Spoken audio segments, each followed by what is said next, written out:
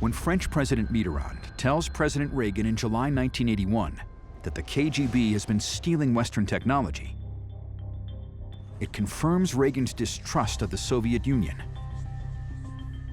Reagan fears that stolen technology will help the Soviet Union complete a giant engineering project, the Trans-Siberian pipeline. The Siberian pipeline was the largest construction effort that the Soviet Union ever undertook. By 1981, the pipeline has become a chess piece in the new Cold War between the United States and the Soviet Union. And at the time, it was the largest single natural gas field discovered. It's a potential fortune for the Soviets. The communists are prepared to do whatever it takes to bring the gas to market. Well, if I pull out from the pipeline, I see that it is really not going across the Soviet Union. It's headed straight for Europe. Why would they do that? Well, Europe's where the money is, right? You have to remember that the Soviet Union, basically, aside from weapons, doesn't make anything that anybody wants to buy. But what they do have is lots of natural resources, and gas and oil are really high on that list. So the Soviet Union is trying to make itself a necessary part of European economy?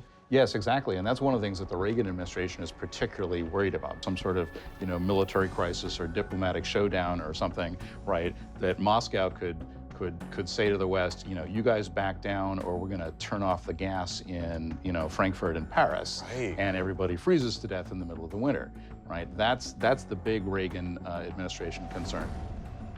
Reagan's concern increases when he learns from the French how much Western technology the KGB have been stealing. The French have given their KGB mole Vladimir Vetrov a code name, Farewell.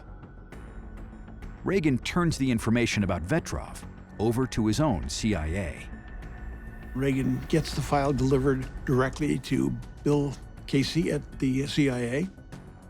Casey looks at this, and what's in the file is the fact that the Soviets have penetrated American industry and are stealing technology all across the board. Détente has been a smokescreen. A decade of deceit is laid out in black and white, along with a wish list of future theft. Exactly which kinds of technologies, which pieces of equipment, which weapons they're trying to steal, and exactly the names and identities of the KGB officers in specific countries who are charged with doing that. Now, the challenge for the CIA: how to respond. CIA boss William Casey knows he has been handed a once-in-a-lifetime opportunity.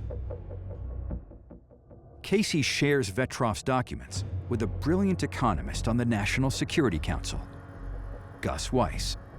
Gus Weiss had been working with the CIA on technology transfers since the 1970s. Casey and Weiss suggest allowing the flow of stolen technology to continue. But they start including a few adjusted products. I like the word adjust because it was not a massive assault on what they were doing. If you did major changes, they'd notice it. So you got to have the chips be standard, government issue, Texas Instruments chips, except in one little corner, you put a Trojan horse. Lull the Soviets into thinking they are continuing to be successful while we in fact feed them junk. Weiss and Casey take the plan to President Reagan, who loves it. It was sheer genius to pollute the technology they were stealing, that it would then pollute their own whole system.